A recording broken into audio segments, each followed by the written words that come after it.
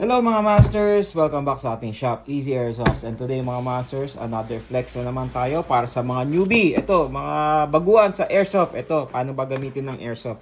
Anyway, ito ang tinatawag natin na WE Glock 17 na black. Okay? So, kung gusto nyo umorder ng mga gantong unit, available to sa ating tindahan. Okay? Ano ba kasama sa box mga masters? Syempre, buksan natin. May karoon sa kasamang owner's manual. Ayan, master. Ano. Okay. Next, unit, magazine, at ito. Mga master, kung sakaling malaking tao kayo at naliliitan kayo sa grip mga master, sa Gen 4, Gen 5 lang meron ganito Para siyang patch na pwede mong palaparin ang iyong grip. Okay? Tapos meron siyang pin para pwede mo siya i-lock. Gusto mo maging permanent yan, ilalock mo na yan. Okay? Okay? So, ito ang tinatawag natin na WE Glock 17 mga master.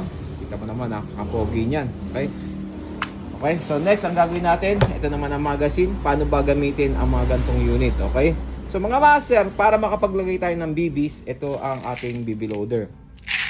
So kung kailangan nyo ng mga BB loader, mga master, available to sa ating tindahan, mura lang ito.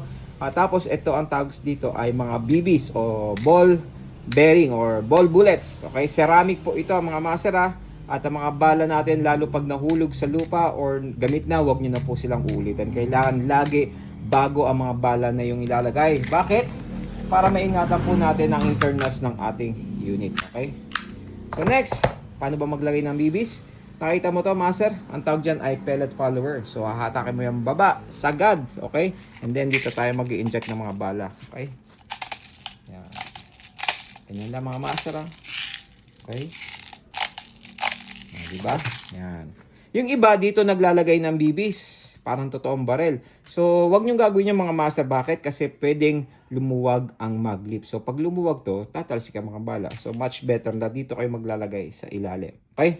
Next, ang gas naman, mga master. Ito, ang tawag dito ay Puff Dino Green Gas number 12. Okay? Ang mga number 12, kadalasan ginagamit po yan sa mga, sa mga gantong unit, sa mga pistols. Okay? So, tamang paglagay, mga master, ay pabaliktad. Huwag po tayo maglalagay ng patayo. Huwag din tayo maglalagay ng paside. Kailangan pabaliktad. Tapos ang tamang diin lang, bahagya lang, tansyahin mo ang nozzle sa inlet valve. Ang bilang ay 5 to 8 seconds sa mga master. Huwag masyadong madin. Yan, hindi yan madin master. Tamang diin lang yan. Diba? Ganun lang. Tapos 5 to 8 seconds. Okay? Next, ang gagawin natin ngayon ay mag-chrono test. Okay? So ito mga master, pag ilalagay natin ang magazine sa unit, make sure na may pwersa para hindi mahulog. Tapos ang kasa niya ay hila and bitaw lang. Okay, huwag nyo alalayan, kailangan hila and bitaw lang. And always trigger finger out mga master at itututok sa safe direction. Okay? Paano ba ang tamang paghawak? Yan, ganyan lang mga master Iyakap nyo, ganyan yung forma ng inyong kamay. Iyakap mo yan. Bakit ganyan mga master? Bakit ganito hindi ganyan? Kasi automatic, pag nakaganyan ka, lagi ka naka-trigger finger out. Okay? Yan mo, di ba? Pag niyakap mo yan, yakap mo yan, and then yung isang kamay mo, iyakap mo dito, and then itong dalawa ay magkapatong. Okay? Next, makikita mo naman dito sa slide, meron tayong front and rear sight. So, dapat itong si front ay nasa pagitan nitong rear sight. Okay? And then, tututok mo kung saan ang iyong target. Okay? So, ganyan ang tamang pag-target. Next, mga master, i-chrono naman natin. Ito, ang tawag dito ay chrono. Okay? So, kung gusto mo ma-read ang rate of fire or FPS ng bawat unit, available to sa ating tindahan. Ito po ay wireless Bluetooth po ito. So, nagko-connect po siya. So, on lang natin yan. Okay? Yan. Diba? So, next, itututok natin ito sa butas. Check natin kung ilang FPS ang unit.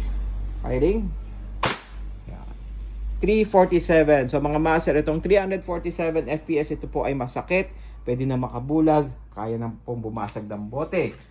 Dapat, ugaliin natin, pag mag-firing tayo, dapat meron tayong mga safety goggles katulad nito. Available ito sa ating tindahan. Kung gusto nyo bumili, meron yan. At saka itong mga green gas natin, yan, available yung mga ganyan. Mga BBs natin, available lahat yan. Okay? So next, ang gagawin natin ay mag-test fire. Firing.